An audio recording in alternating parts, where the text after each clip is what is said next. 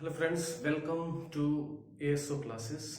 सबसे पहले जो हम टॉपिक करने वाले हैं वो है हमारा प्रोबेबिलिटी। ठीक है, तो मैं थोड़ा बेसिक से स्टार्ट करूंगा सबसे पहले, और जैसे जैसे कंसेप्ट आते जाएंगे मैं आपको बताता जाऊंगा कि कैसे कैसे प्रोबेबिलिटी को करते हैं और स्टैटिक्स के साथ साथ कैसे करेंगे।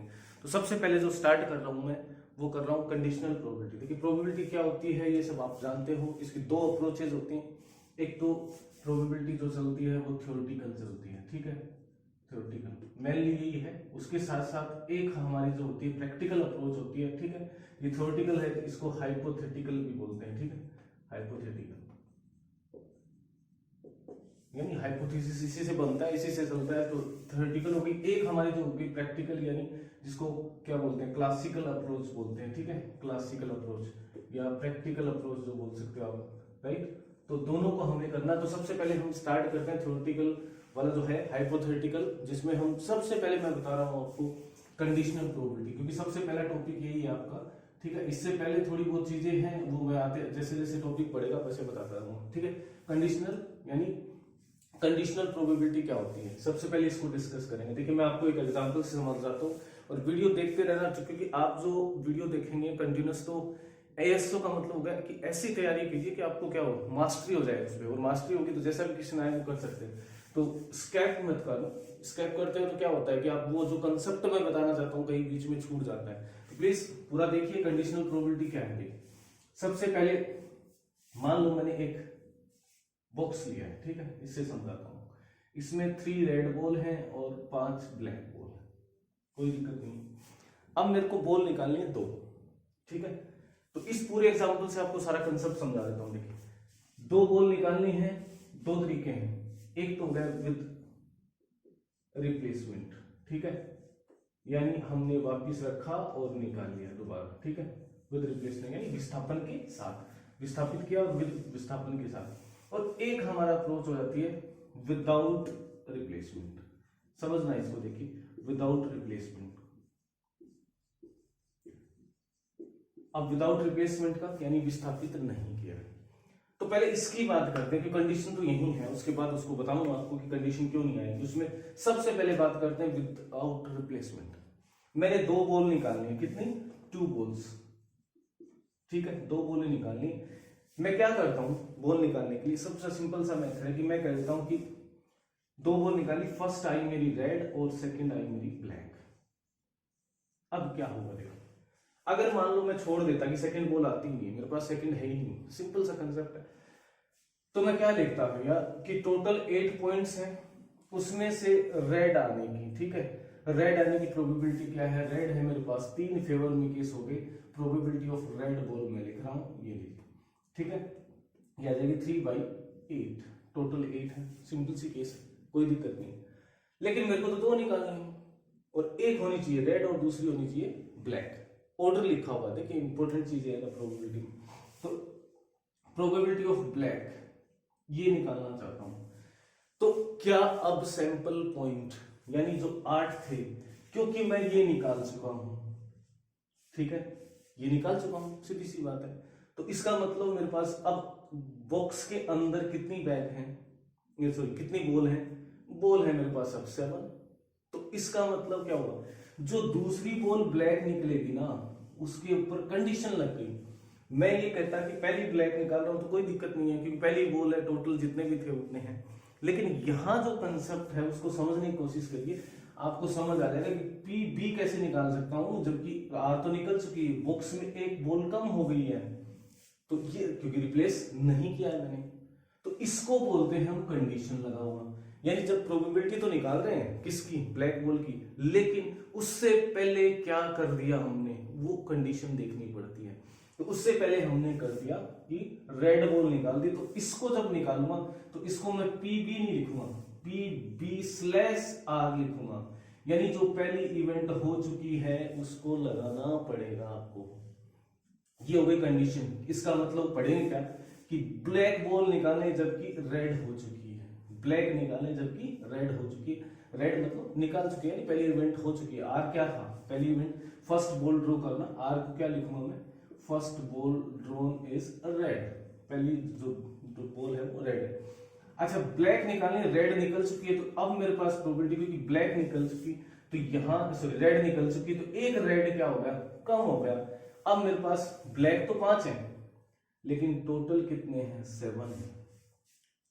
ये प्रोबेबिलिटी है उसकी, किसकी, 5/7। तो सर ये तो हमारा क्या होगा, सिंपल सा केस हो गया, कोई दिक्कत ही नहीं है, हम तो निकाल देंगे, हमें तो निकालना आता है। लेकिन प्रॉब्लम क्या है, इसको लिखेंगे कैसे, इसको लिखने का सिंपल मेथड एक्चुअल में क्या है, probability of B intersection R, यानी दोनों इवेंट हो जाए। इंटरसेक्शन का मतलब दोनों होंगे, दो चीजें बता दूंगा मैं आपको। इंटरसेक्शन का मतलब दोनों, ब्लैक भी आएगी और रेड भी आएगी, और नीचे लिख दूंगा प्रोबेबिलिटी ऑफ जो हो चुकी है आर, पहली इवेंट, ठीक है। यानी अगर कोई कंडीशन लगी है तो कैसे निकालेंगे, निकालने का तो सीधा है, वो तो पता चल जाएगा फॉर्मूले के फॉर्म में। देखें तो ये है कि दोनों निकले और दोनों एक साथ निकले या फिर रेड हो। चलिए थोड़ा और आगे बढ़ते, अगर मैं ये कह देता हूँ कि प्रोबेबिलिटी ऑफ E2 चाहिए, सेकंड इवेंट की चाहिए, E1 हो चुकी है, ठीक है, तो ये हो जाएगी probability of E1 intersection E2 upon में प्रोबेबिलिटी ऑफ E1, इसी को कंडीशनल प्रोबेबिलिटी बोलते हैं। ये आपका फॉर्मूला हो गया। तो फॉर्मूला तो कोई मतलब नहीं, निकालना हो तो सीधा है, ठीक है। सर अगर मान लो मेरे को कह देता फर्स्ट रेड है सेकंड ब्लैक है, अब क्या सर ऐसे भी निकाल सकते हैं हम, प्रोबेबिलिटी ऑफ E1 निकाल ले जबकि E2 हो चुकी है, यानी ये इवेंट हो चुकी है। मैं कह दूं कि फर्स्ट बॉल मेरी क्या थी, देखिए एक केस तो मैंने ये बनाया, दूसरा बनाया कि फर्स्ट बॉल ब्लैक है और सेकंड बॉल रेड है, तो क्या इसकी प्रोबेबिलिटी निकाल सकता हूं, बिल्कुल। ये मैंने फर्स्ट केस कर दिया था, ये सेकंड, यानी ये क्या है, E2 को मैं मान लेता हूं क्या है, ब्लैक है, ब्लैक बॉल आना E2 हो गया। तो इसका मतलब क्या लिखूंगा, इसका मतलब लिखूंगा अब मैंने पहले ब्लैक निकाल ली है, ब्लैक निकाल ली तो ब्लैक तो 4 होगी, हमें फर्क नहीं पड़ा क्योंकि हम तो रेड निकाल रहे हैं। चलिए रेड की प्रोबेबिलिटी क्या है, 3, कितना, 7, 3/7, क्योंकि प्रोबेबिलिटी E2 हो चुकी है। तो टोटल नंबर पे जब चेंज आ गया, टोटल नंबर पे पॉइंट में चेंज आ गया, यूनिट्स में चेंज आ गया, तो उसको हम बोलते हैं कंडीशनल प्रोबेबिलिटी। सर क्या और एक केस हो सकता है, बिल्कुल हो सकता है, ये तो पूछेंगे। मैंने कहा फर्स्ट बॉल क्या है, रेड है, सेकंड ब्लैक है, दूसरे केस में कहा फर्स्ट ब्लैक है सेकंड रेड है। मैं कह देता हूं और थोड़ा सा आगे चल के, क्या देखिए क्या बता सकते हैं हमें कि तीसरा केस जो ले रहा हूं मैं, वो देखिए तीसरा क्या ले रहा हूं, 1 is black and other is red, यानी बॉल जो ड्रॉ की ना, पहली तो ब्लैक है और दूसरी रेड है, पहली ब्लैक हो और दूसरी रेड हो। तो अब देखो इसमें पहले केस में क्या दे रखा था आपको, ऑर्डर पता था, ठीक है, दूसरे में भी ऑर्डर पता है, तीसरे केस में ये ले रहा हूं, क्या आप बता सकते हो पहली ब्लैक होगी क्या, सर नहीं पता, पहली ब्लैक हो सकती है, यानी इसमें ऑर्डर क्या आ गया, ऑर्डर आ गया। और ऑर्डर जब कंसीडर करेंगे तो इसका मतलब दो केस बन सकते हैं कि फर्स्ट बॉल और सेकंड बॉल, फर्स्ट ब्लैक है सेकंड रेड है, या ये हो सकता है, और फर्स्ट रेड है सेकंड ब्लैक है। तो ऐसा केस हो तो अब क्या करें, अब करेंगे क्या, कुछ नहीं, दोनों को ऐड कर देंगे। जब ऐसा केस हो कि दो पॉसिबिलिटीज आगे, देखिए दो पॉसिबिलिटीज हैं, दो अलग अलग चीजें हैं, तब हमें प्लस करना पड़ता है, जिसको प्रोबेबिलिटी की सम एडिशन, ठीक है, एडिशन बोलते हैं जिसको, ठीक है। तो ये मैं नहीं लिख रहा, एडिशन क्या करेंगे, इसका निकालता हूं। सर मैंने तो रिप्लेस नहीं किया है, तो पहली बॉल क्या आई, ब्लैक आई, दूसरी क्या आई, रेड आई, तो क्या इसकी प्रोबेबिलिटी ऐसे होगी, रेड अपॉन ब्लैक, यानी ब्लैक वाली आ चुकी है। इसका मतलब कौन सी प्रोबेबिलिटी, रेड की प्रोबेबिलिटी निकालनी है, जबकि ब्लैक हम ड्रॉ कर चुके हैं, ये 8 हो जाएगी, नो 7, क्योंकि रेड ब्लैक तो निकल चुकी है, 7 हो जाएगी। और ये प्रोबेबिलिटी ऑफ ब्लैक, जबकि रेड निकल चुकी है, ब्लैक तो सर कितनी है, 5 है, और टोटल कितनी होगी, फिर से 7 होगी, सेकंड कंडीशन। तो अगर इसको निकालना, 1 इज ब्लैक 1 इज रेड, एक ब्लैक है एक रेड है, कौन सी है ये नहीं पता, तो इसको हम ऐड करते हैं, ठीक है। और जब इसकी प्रोबेबिलिटी निकालूंगा, प्रोबेबिलिटी ऑफ रेड एंड नहीं होगा और ब्लैक, देखिए और का मतलब हो गया या तो रेड है या ब्लैक है, या दोनों, दोनों तो यहां हो नहीं सकती, तो इसका मतलब इन दोनों को ऐड कर दूंगा, 3/7 प्लस 5/7, ठीक है। क्या ये 8/7 आ गया, ये तो 1 से ज्यादा आ गई। तो क्या सर ऐसा हो सकता है, बिल्कुल नहीं हो सकता। क्या करेंगे?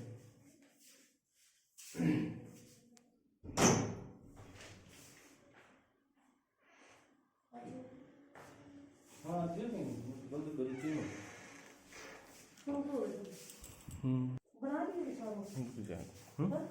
ना चालू ही करेगा।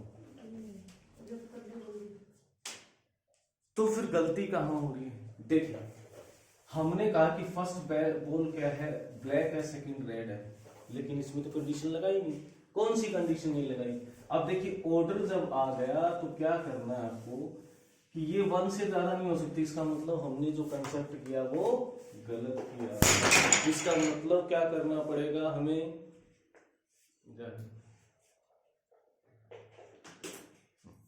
ले चले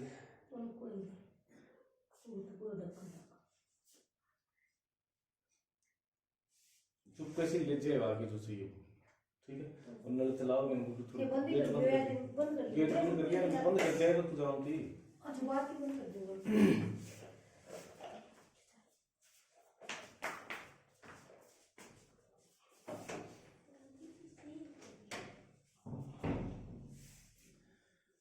तो ये सिचुएशन कब बनेगी? देखिए अब हम क्या करने वाले हैं, ये तो हमारा कंसेप्ट गलत है इसका मतलब। तो सर हमने तो सही लिखा है 3/7 की राइट आए, नहीं हमने ये नहीं लिखा, हमने सिर्फ एक्चुअल में क्या लिख दिया, प्रोबेबिलिटी ऑफ आर लिख दिया, प्रोबेबिलिटी ऑफ आर लिख दिया। ये नहीं लिखना है हमें, तो तब लिखना है जब आर हो चुका, बी हो चुका है तब आर। तो ये कैसे लिखेंगे सर? ये आएगी आर जबकि बी हो चुका है, प्रोबेबिलिटी ऑफ पहली इवेंट की प्रोबेबिलिटी। पहले मैंने क्या निकाला था? पहले मैंने ब्लैक निकाला, तो ब्लैक की प्रोबेबिलिटी क्या है? 5/8। अब समझना आप, और इनटू में आएगा कौन सा? 3/7, क्योंकि अब क्या निकाल रहा हूं? रेड निकाल रहा हूं। अच्छा प्रोबेबिलिटी ऑफ, फिर सर ये क्या है? Black upon red, black upon red आ जाएगी। देखिए ब्लैक निकाला जबकि रेड निकल चुकी है, रेड निकलने की पहले क्या हो चुका है? रेड हो चुकी है। तो रेड कौन सी है? रेड वाली है। हमारी प्रोबेबिलिटी कितनी है? 3/8, और इसकी कितनी हो गई? 5/7। सर एक जैसा ही आया, बस ये चेंज हो गया, बिल्कुल एक जैसा ही है क्योंकि चेंज हो गया, लेकिन 3 केस होते तो अलग हो जाएगा।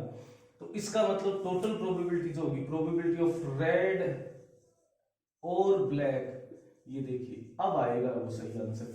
ये तो बन गया आपका 15/56, और ये बन गया आपका 15/56। सर तो क्या इसका मतलब ये आएगा 15/56 प्लस 15/56, यस 30/56, और ये कुल मिला के आ जाएगा आपके पास, अगर मैं इसको कर दूं 2 से डिवाइड तो 15/28।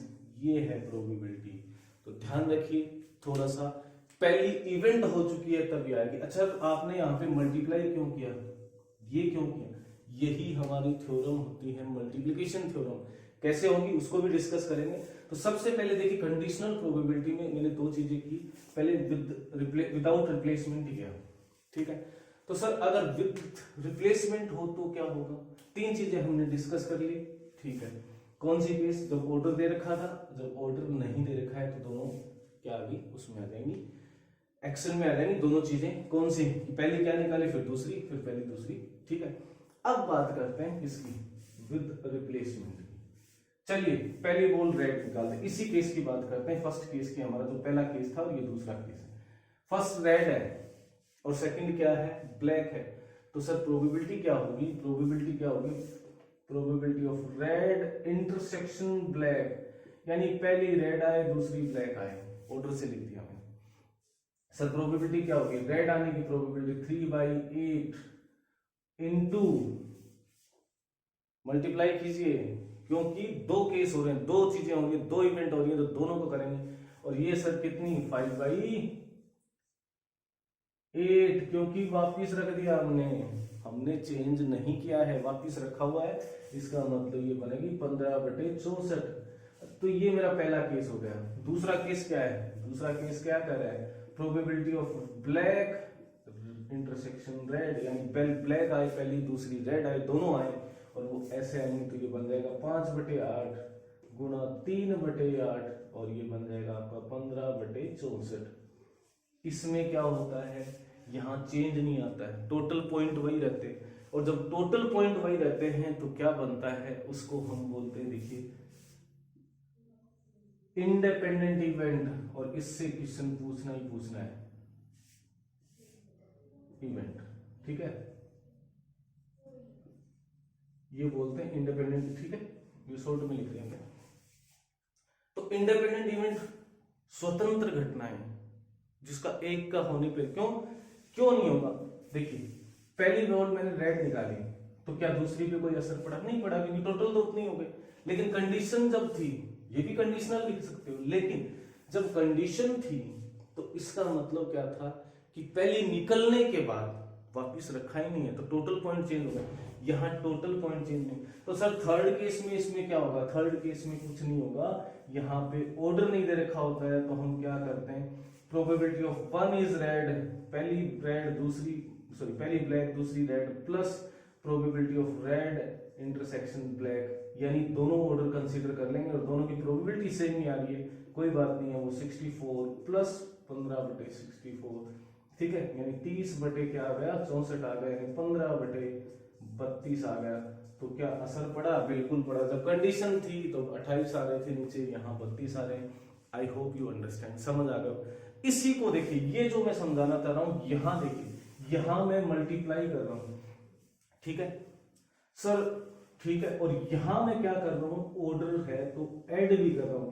तो इनमें क्या डिफरेंस हुआ? जब दोनों ऑर्डर लेने होते हैं तब हमें प्लस भी करना पड़ता है, इसको और इसको निकालना है इंटरसेक्शन को। कई जगह हम ऐसे भी लिख देते हैं RB, यानी रेड ब्लैक, तो बीच में कोई साइन नहीं है, इसका मतलब दोनों इवेंट हो रही है, इंटरसेक्शन ही होता है उसका मतलब, इंटरसेक्शन दोनों इवेंट हो रही है, ठीक है। इंटरसेक्शन का मतलब ये समझ लो आप, इंटरसेक्शन मतलब होता है एंड, और कहीं यूनियन की जरूरत पड़ेगी जहां पे होगा और। तो यहां देखिए, मैं आपको जो समझाना चाह रहा हूं क्या है वो, और वाला ये एंड है कि ब्लैक आए और रेड आए। यहां ब्लैक प्लस, कौन सा प्लस का मतलब अथवा क्या है, रेड आए और ब्लैक आए, यानी one is black one is red, कौन सी ये नहीं देखा, तो उस केस में हम दोनों को ऐड भी करेंगे अलग अलग निकाल के।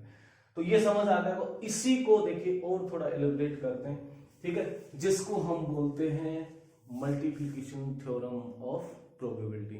चलिए दोस्तों, मल्टीप्लिकेशन थ्योरम की बात करते हैं, और मल्टीप्लिकेशन थ्योरम क्या कहती है, अभी हमने इसका एग्जांपल देखा। चलिए, कंडीशनल प्रोबेबिलिटी क्या लिखा था हमने? लिखा था कि E2 जबकि E1 हो जाए, पहली घटना हो जाए, तब दूसरे के होने की प्रोबेबिलिटी क्या होगी? Probability of E1 intersection E2 दोनों एक साथ हो, और प्रोबेबिलिटी ऑफ E1 होगा, ठीक है। इसका और एग्जांपल दूंगा मैं आपको, धीरे धीरे वीडियो जो बढ़ते हैं, जैसे जैसे कंसेप्ट की जरूरत पड़ेगी मैं समझाता जाऊंगा। अच्छा सर, मैं इसमें एक चीज देख रहा हूँ, क्या देख रहा हूँ कि इसको इधर मल्टीप्लाई कर देता हूँ मैं, तो ये क्या बन जाएगा? देखिए, प्रोबेबिलिटी ऑफ E1 इक्वेशन है, कर सकते, गणित की चीजें ना, गणित की चीजें हैं क्या, जो रूल एक पे वो सब पे, तो ये किसके बराबर होगा? इन दोनों का गुना होगा सर, ये इसके बराबर होगा, किसके? Probability of E1 intersection E2। अभी इंटरसेक्शन में कंफ्यूज मत होना। ये क्या कह रहा है, क्या कह रहा है? जो हमने किया था थोड़ी देर पहले, क्या किया था सर? पहली की इवेंट की किया था, देखिए 3 रेड 5 ब्लैक, ऐसे किया था ना हमने, कि पहले किसकी पहली बॉल रेड आए, मान लो ये कहते थे हमें probability of red intersection black निकालनी है, ठीक है। कई जगह साइन नहीं देते हैं, तो कोई दिक्कत नहीं, इसका मतलब दोनों एक ही हैं, इंटरसेक्शन ही है, आर भी लिख दिया। तो ये क्या होगा? देखिए, प्रोबेबिलिटी ऑफ पहली इवेंट, पहली क्या निकाली मैंने, मान लो रेड निकाली, पहली रेड निकाली फिर ब्लैक, तो पहली रेड निकाली तो 3/8 है, रिप्लेस नहीं किया विदाउट रिप्लेसमेंट, तो ये 7 क्या हो जाएगी, 5/7, क्योंकि रिप्लेस नहीं किया, ये विदाउट रिप्लेसमेंट है। ये लीजिए, अगर आपको कंफ्यूजन है वो दूर हो जाएगा, विदाउट रिप्लेसमेंट है सर, क्या है ये 15/56, ठीक है, सही है, बिल्कुल सही है, कोई दिक्कत नहीं है आगे। अब मैं कहते था कि यही निकालनी मेरे को, तो बोल तो वही निकालनी, probability of red right and black, and बताया दोनों होंगी। फिर मैं क्या करता हूं कि मैं रिप्लेस कर देता सर विद रिप्लेसमेंट, यानी वापिस रख दिया बॉल को, विस्थापित कर दिया। जब विस्थापित कर दिया तो भैया पहले की तो वही होगी 3/8 रेड की, तो उसमें तो कोई फर्क ही नहीं पड़ा। दूसरे पे देखो, दूसरा क्या कह रहा है कि जब आपने वापिस रख दी, एक बॉल निकाली वापिस रख दी, क्या किया हमने, पहली बॉल रेड निकाल दी, ठीक है, माइनस कर दिया, वापिस रख दी, तो मेरे पास जो वापिस बॉक्स बन गया उसके अंदर क्या थी। अब देखो आप समझने की कोशिश करो, अब मैं यहां से ब्लैक निकाल रहा हूं और या यहां से निकाल रहा हूं, बात तो एक, ये कोई फर्क ही नहीं पड़ा, तो इस पे कोई कंडीशन ही नहीं। तो इसका मतलब लिखूंगा तो ठीक है, मैं लिख तो दूंगा, लेकिन ये 5/8, लेकिन एक इंटरेस्टिंग सा रिजल्ट आ गया। क्या रिजल्ट आ गया सर? रिजल्ट ये आ गया, देखिए कि probability of R intersection B, वो एक्चुअल में probability of R into probability of B.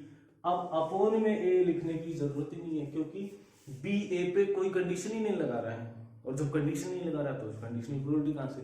और ऐसा अगर हो गया आपके पास, ऐसा अगर हो गया, तो इन इवेंट्स को बोलते हैं हम इंडिपेंडेंट इवेंट, ठीक है, तो थोड़ी देर पहले बात कर रहा था इंडिपेंडेंट इवेंट, यानी ए और बी आपस में स्वतंत्र घटनाएं हैं। कौन सी हैं? स्वतंत्र घटनाएं हैं, ठीक है। अब देखिए क्या सर ऐसा हमेशा होता? नहीं। अगर आपको दूसरी बोल, अब आपको कैसे पता? देखिए ये तो कंडीशन होगी इंडिपेंडेंट की, क्वेश्चन पूछेंगे यहां से। हमने सर एक बार ऐसा भी पढ़ा था कि रेड बॉल निकालने हैं ना, 3 में से C1 करते हैं, एक रेड बॉल निकालते हैं, और 5 में से एक निकालते हैं, तो इनको गुना करते थे और टोटल कितना, 8 में से 2 निकालते थे। कुछ ऐसा भी पढ़ा है हमने, बिल्कुल पढ़ा है। ये क्या है?